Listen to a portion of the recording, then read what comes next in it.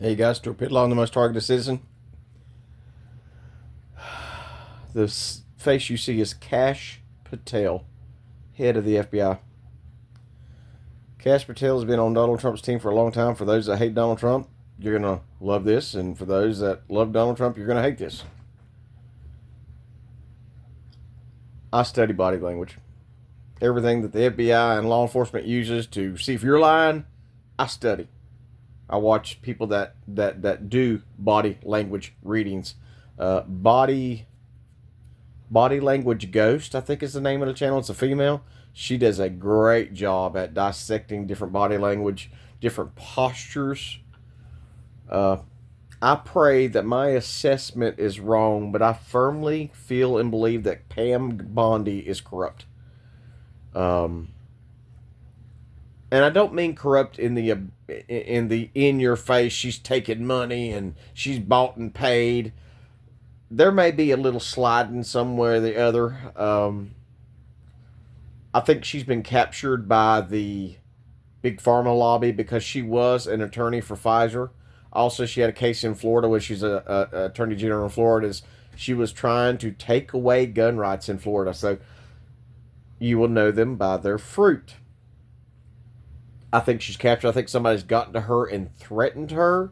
I don't think she's been blackmailed. I think she's been threatened. So she is putting a chokehold on good men like Cash Patel and Dan Bongino. Now, Dan Bongino's in this interview. He is the assistant director of the FBI. Now, Cash Patel said day one he's going to shut down the FBI, the Hoover Building on day one, and he's going to send everybody across the country to start being cops again. In other words, FBI that's on the streets instead of, I think it was like 12,000 FBI agents in one building in Washington, D.C. Don't hold me to that quote, but I think it was even more than that. It could have been even 18,000. See, we have this concentration of power. See, the head of the FBI wasn't always based in Washington, D.C. When you've got all these agencies in the belly of the beast, they are part of the beast. And then that beast, that head being in Washington, D.C., controls the whole country. So if it's got wackos at the top, it's going to filter down on what the bottom does. Now, I am so sick of on the right, people like Sean Hannity and all these faux patriots who say, oh, the top of the FBI is corrupt, but the men and women that go to work every day and they beat the streets and they do their jobs, they're the good guys. No, they're not. If you tell me my job is to defend the Constitution and then you send me out there to traffic children, I'm corrupt. This is what our FBI has been doing. They've been facilitating the trafficking of children. They've been facilitating the abuse and murder of children. They've been facilitating the destruction of America. The everyday FBI.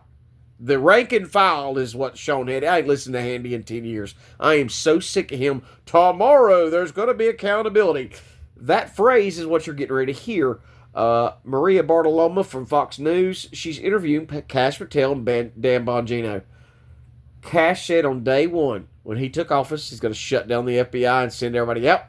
He said on day one they're going to start prosecuting. Now they said they've arrested 400 child traffickers, and it's great. Arrest child traffickers. Arrest those that abuse children. Absolutely. I want the people that tried to destroy my country for the past 10 years.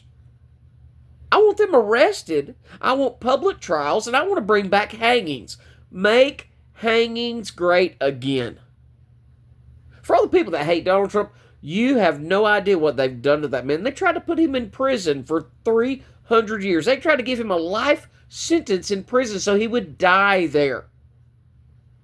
They tried to murder him more than 2 times. They did everything in their power. They arrested his attorneys who did nothing wrong. And you Donald Trump haters, well, Donald Trump got that rich, and the only way you get rich is to be corrupt. No, it's not.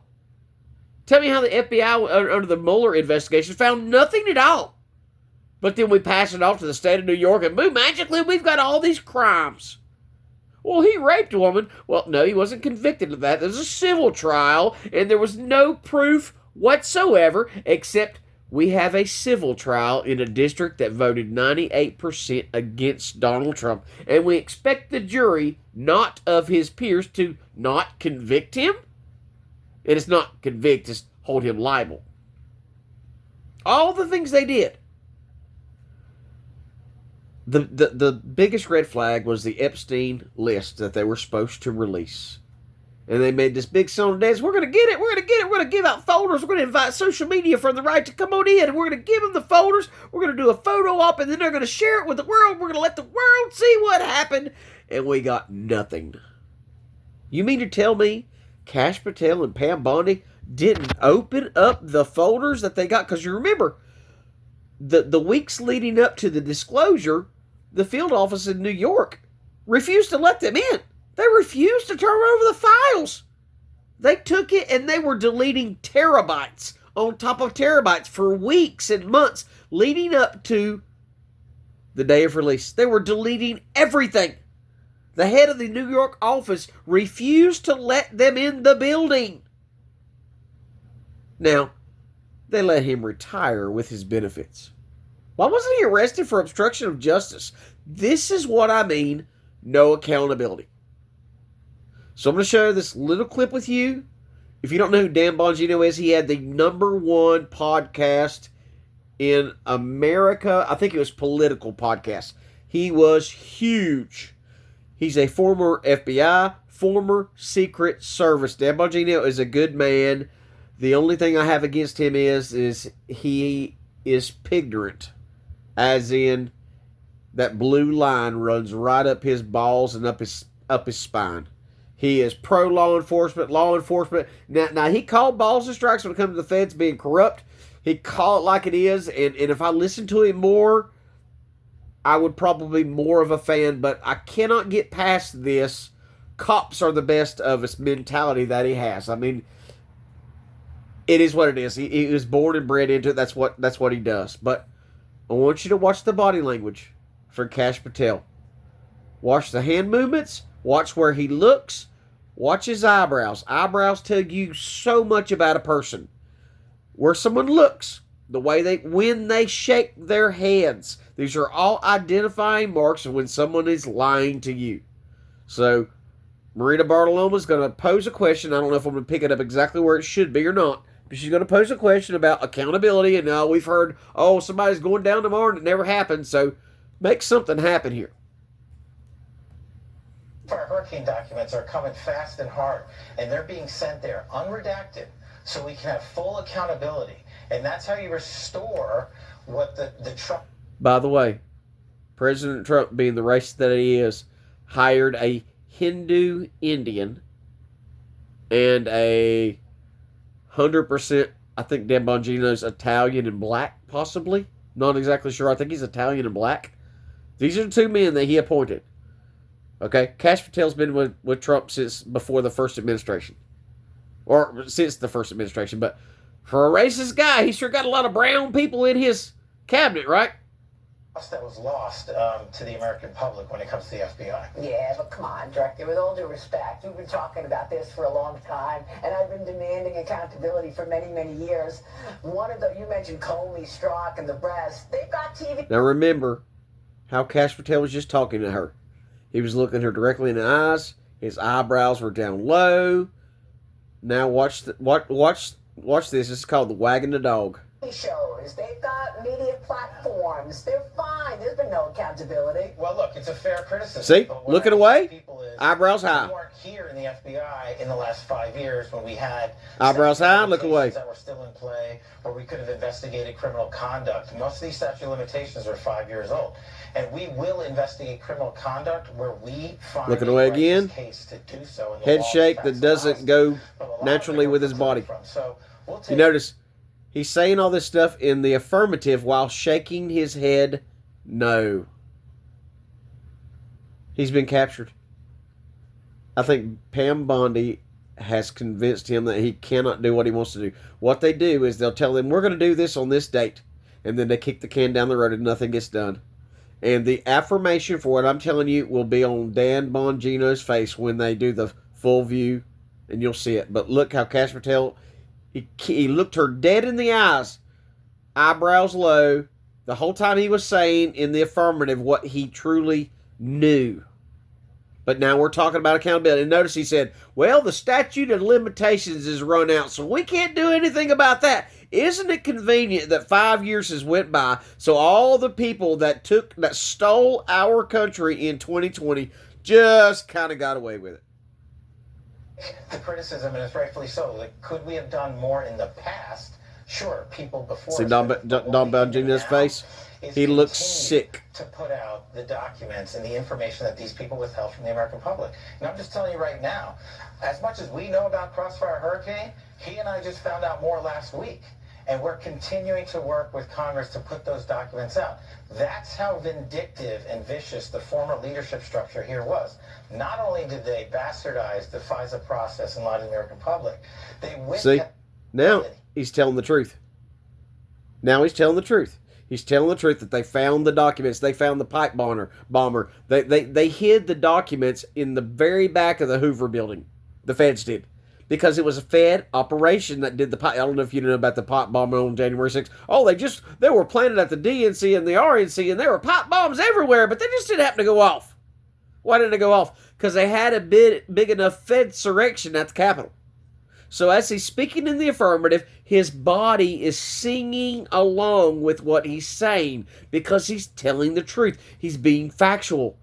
The problem with that is when you look over at Dan Bongino, look at his face, and it's like he has smelled poop in that room, and he's doing his best to keep from gagging. Hid documentation and put it in rooms where people weren't supposed to look. And it's a good thing we're here now to clean it up, and you're about to see a wave of transparency. What do you mean? And just give us about a week or two. Okay. Well. In another story, the Trump administration now... I pray that something happens. I pray. Because this is the last chance we got, folks. This is it. For all the people that hate Donald Trump, look at what he's doing. Don't listen to the news. Get off mainstream media. Don't listen to that garbage. They're lying to you about everything. Don't believe the Maryland man. Don't think that Donald Trump's been deporting American citizens. Don't believe these college kids are being deported because of their speech, because that's not true.